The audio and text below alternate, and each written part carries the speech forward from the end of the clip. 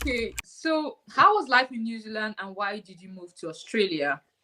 I would say there was actually nothing bad, I would say, about New Zealand as such. But I decided to make the move. I decided to make the move simply because I was sort of trying to look ahead. It was more of an economic decision, actually. I was trying to think ahead. I was like, look, I spent the last 18 months traveling. My bank account is zero, pretty much. 'Cause I'm buying plane tickets with every single thing I'm earning. And I was trying to think ahead. I was like, you know what? 4 or 5 years down the line, I need to start saving up for a house deposit or something. And in New Zealand, even though I was able to have like money left over, but I was still living alone. So I was paying for all these bills, my apartment, my car, and all of that stuff. And when I started to really think about it, it was going to take me so much longer to reach my financial goals if I was to stay in that place in New Mm-hmm, Zealand. mm-hmm. So I had heard about agency nursing in Australia. I had a few colleagues that had done agency nursing in Australia as well prior to that. And I also had some colleagues who'd also lived in Australia, but then moved back to New Zealand. And they all always spoke about how the money in Australia was always better, but even better if you do agency work. And then upon researching agency work, I found out that a lot of them provide like free travel, free accommodation, and all of that stuff, as well as the higher wages. So thinking about it strategically and economically, I was like, actually, I think trying to do the maths. I was like, if I really just, get my head down and just work hard for a couple of years, I've got the potential to not only save a lot of money, but to set myself up for the future, as well as, and the fact that I'm not going to have any living costs. I got rid of my car. I got rid of my apartment, obviously. So I'm literally living out of one suitcase. Backpacker. And technically homeless. So it was mainly the economic decision, but then secondary to that is also the chance to travel across Australia, going from place to place to place. Yeah. You've been in Australia, I think, for roughly 4 months now or 3 months. It's 3 months now. Yeah, I moved Three in months April. now. Okay, Yeah. so I think you should be able to speak a little about the pros and cons of both sides, even though you've lived in UK more. So can you just tell us what you've observed about Australia and the UK? I'd say the first thing I noticed straight out of the gate was like the space. It feels so much more spacious. Honestly, the houses aren't stuck on top of each other. Oh my You can God. see trees. I know. Do you know what? Yeah, there's so much space. And when you see houses, they've all got like front gardens and back gardens, and like there's actual land. Like,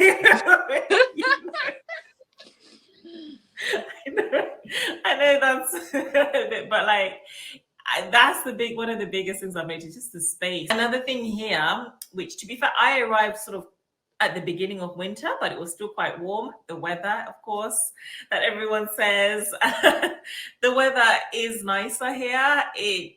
Certain parts of Australia, especially the more north you go, the sunnier it is pretty much like all the time.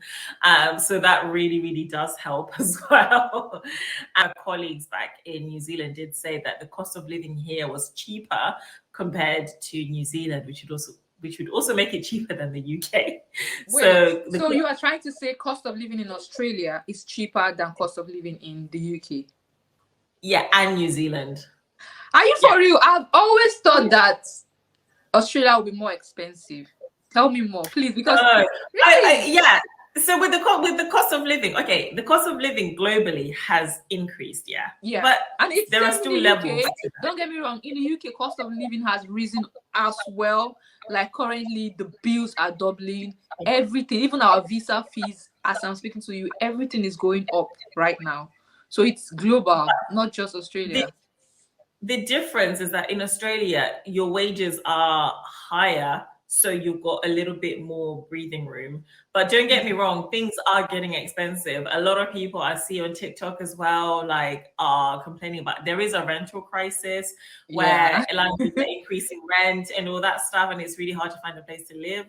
But your wages are higher, certainly compared to if you're coming from the UK, which means that you feel like your money is going a little bit more further and you wouldn't necessarily feel that squeeze as much as compared to other people. But then it is down to like individual differences because people got families. Exactly, true. And also depend on the city you go to. Yes, well. yes. So my tip would be don't live in the city. Like, I'm a city girl, yeah. But I feel like the city has more opportunities. That's what I feel like. Okay, talking about healthcare in particular, you can get work anywhere. Yeah. You can be outside of the main cities or so many small towns. Obviously, yeah, you can get a lot of opportunities even outside the main cities. There is a specific visa.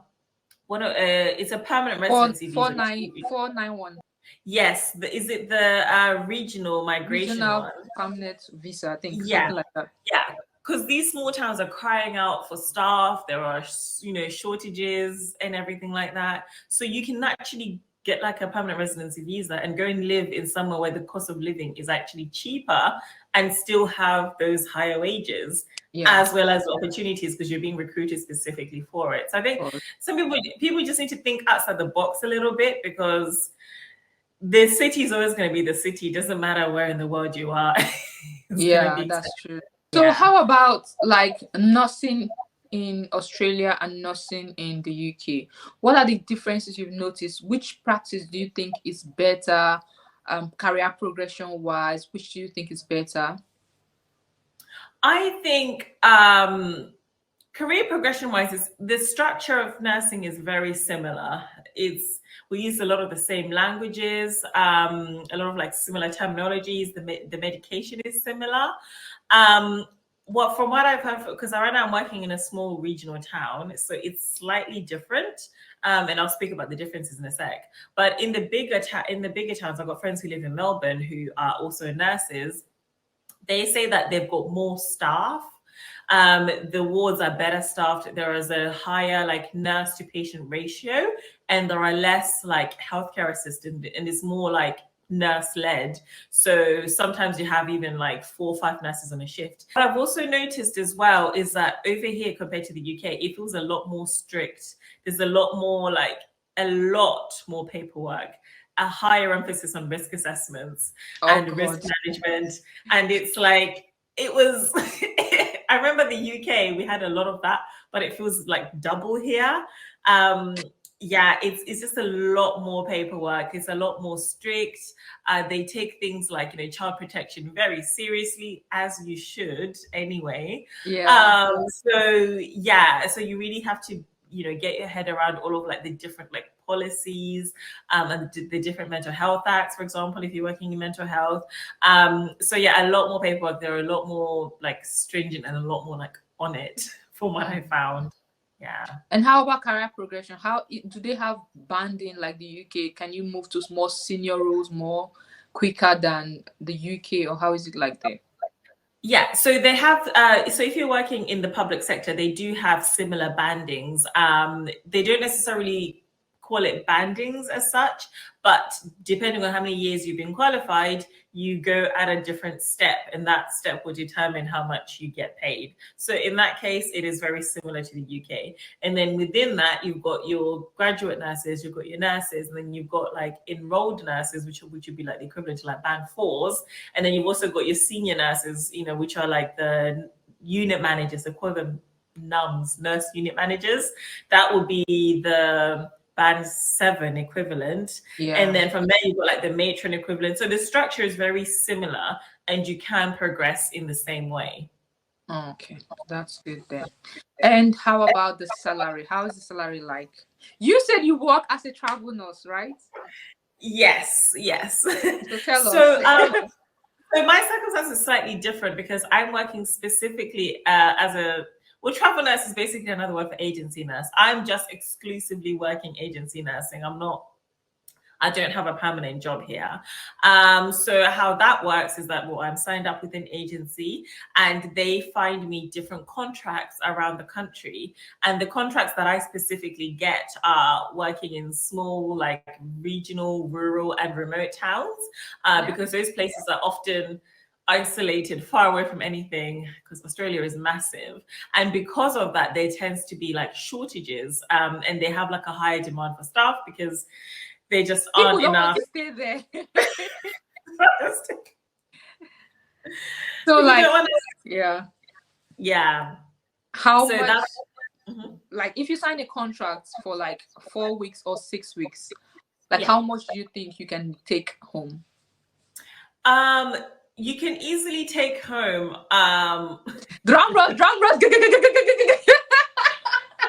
okay, this is just working agency. This is not permanent. You can easily take home about 10K a month easily, and even Okay. higher if you're doing like overtime or making sure you're working on weekends, for example. Yeah.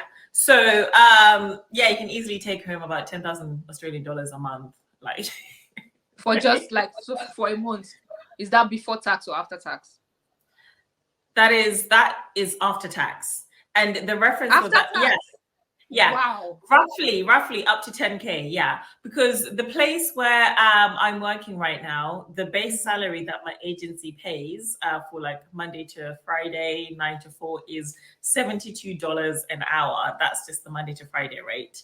And then I think night Weekends? shift, Yeah. night shift and weekends, it's like up to like $110, $120 an Per hour. Yeah. So if we're just going by like $72 an hour times per week, you're looking to take home about 2.3, 2.4 per week. So And how many hours do you work per week then? so I'm currently working 32 hours. I'm actually working part-time. That is actually very Yeah. small, and you still get more. Yeah. So my salary actually went down. It used to be like I said, 2.5 a week, but then it's now just over 2K a week. But if I was working that extra day, that would give me that extra like $300. Yeah. I actually went down to part-time. That's a whole story within it. So.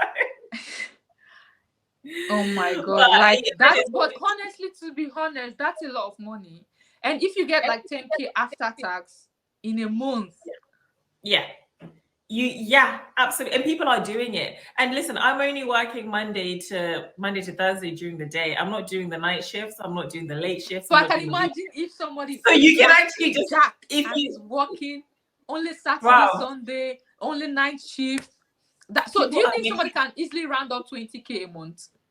If you're really stretching it, like if you work 5, like can you do like 12-hour shifts? Yeah, you can do 12-hour shifts here, but I think that there are I think it's like you can't work like 7 days in a row or something. No, of course. I think we here in the UK we easily work 4 to 5 days in a row. Yeah, easily. Yeah. So if I can do that, if I can work like 12-hour shift for 5 days in a week, do you think I can get up to 20K? Yeah. But I don't think you'd be sleeping though. But then the tax I think would hit you. So why you would I be sleep? Like I do. It's just of recent that I stopped doing agency shifts now. But usually when I came in the first day, I used to work 4 or 5 days. You can really, you can be strategic. And I sleep. Yeah.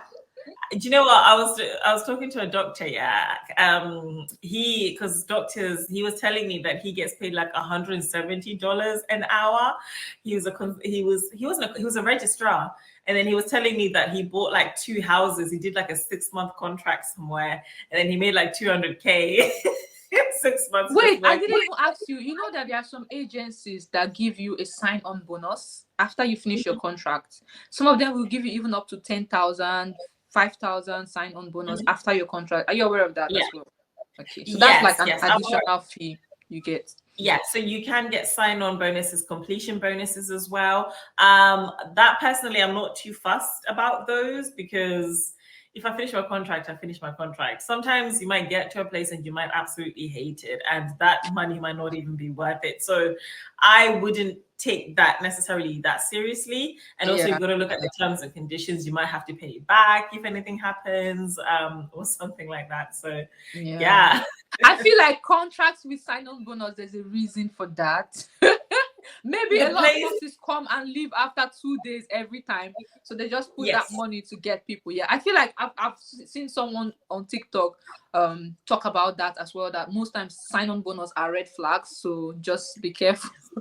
Just be careful. Don't take it too seriously as well. You know, you can easily make that money back in like a day or two if you work. So you feel Yeah. like you save so, obviously you save more in Australia than in the UK.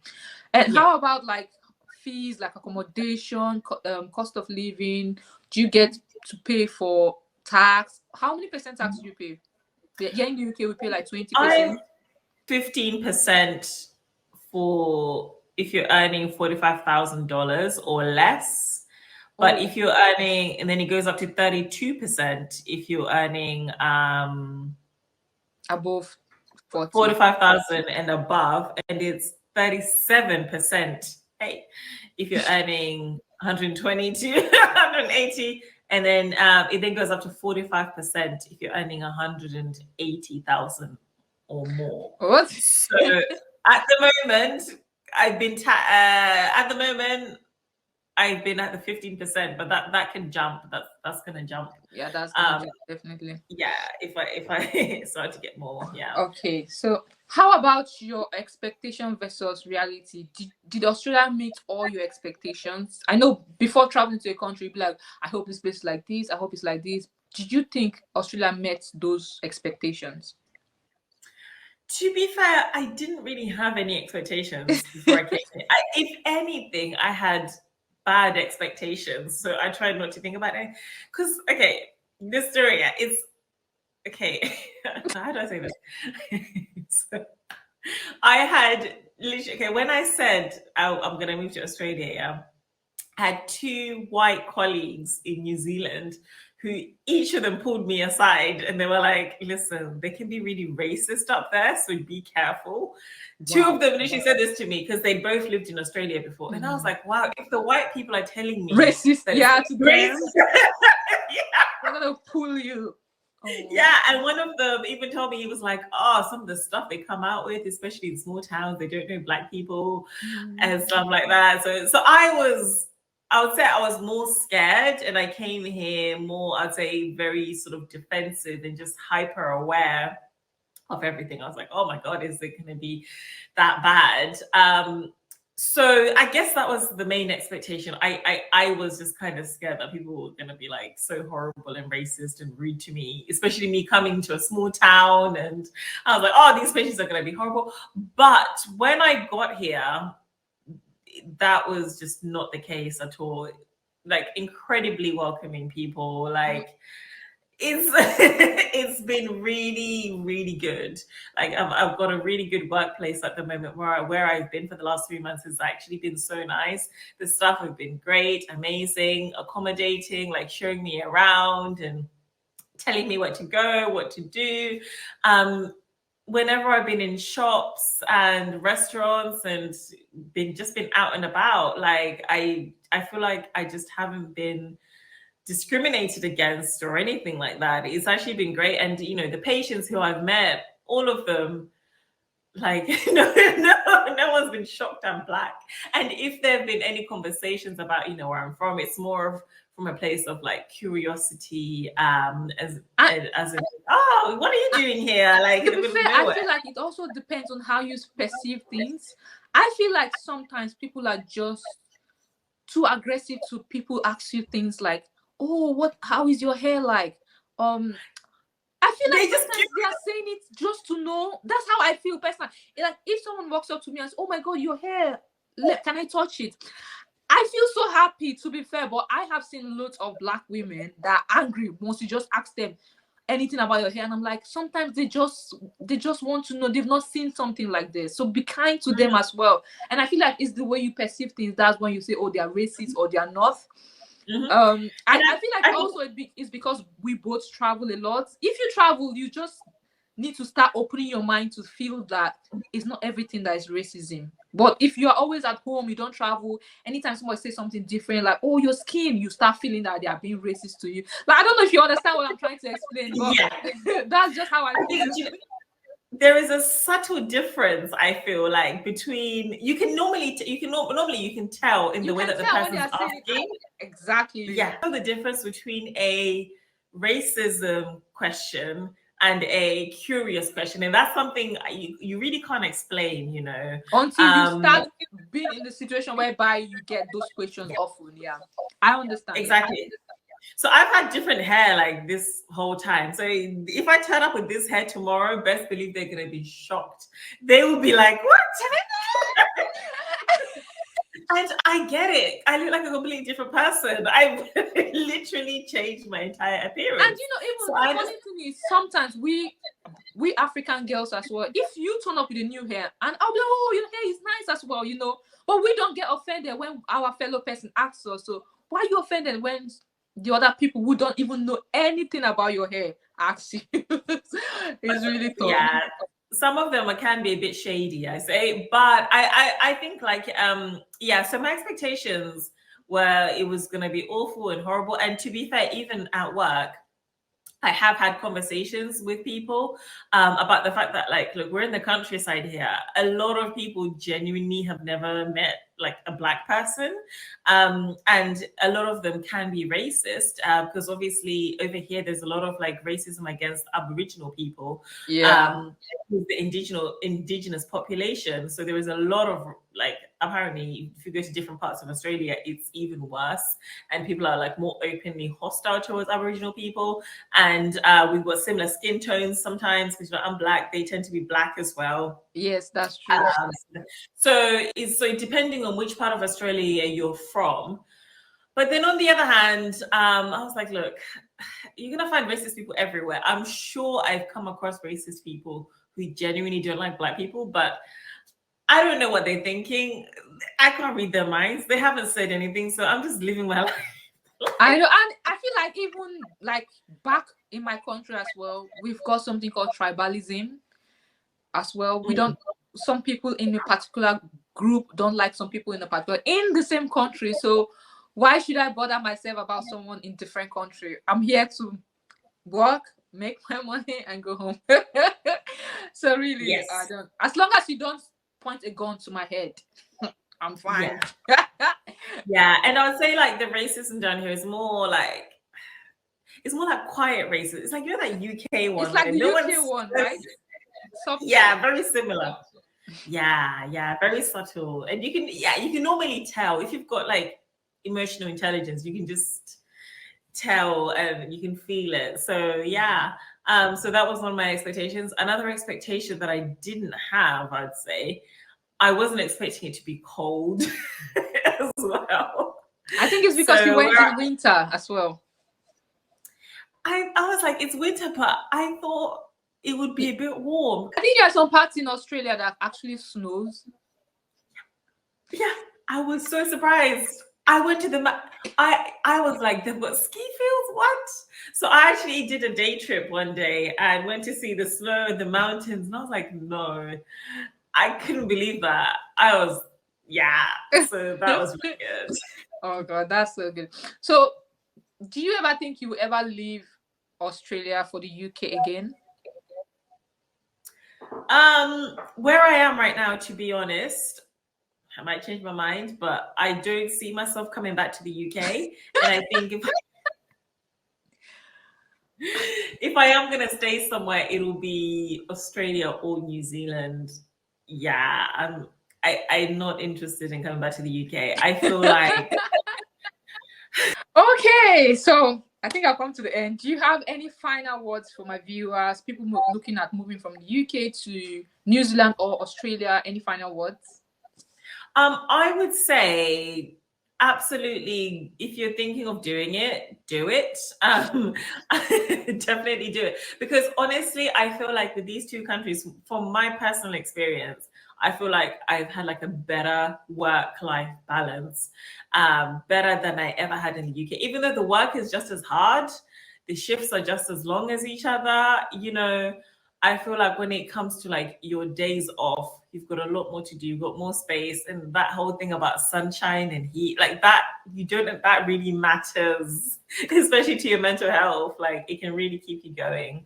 And so if you can make the move, but then also understand that like the grass isn't always greener on the other side. So you might not enjoy it, even you might hate it, so you make sure you also have a plan B as well, because it's not going to be for everyone. You're probably going to be homesick as well, so there's a lot to consider before you move. But I would say it's better to try and see, rather than to just wonder what could have been. Yeah, that's true. Thank you so much. And also, guys, she's got a YouTube channel, so make sure you check out our YouTube channel. She talks about life in New Zealand and also life in Australia, so you might want to check it out. And yeah, thank you guys so much for watching, and I'll see you guys later. Bye.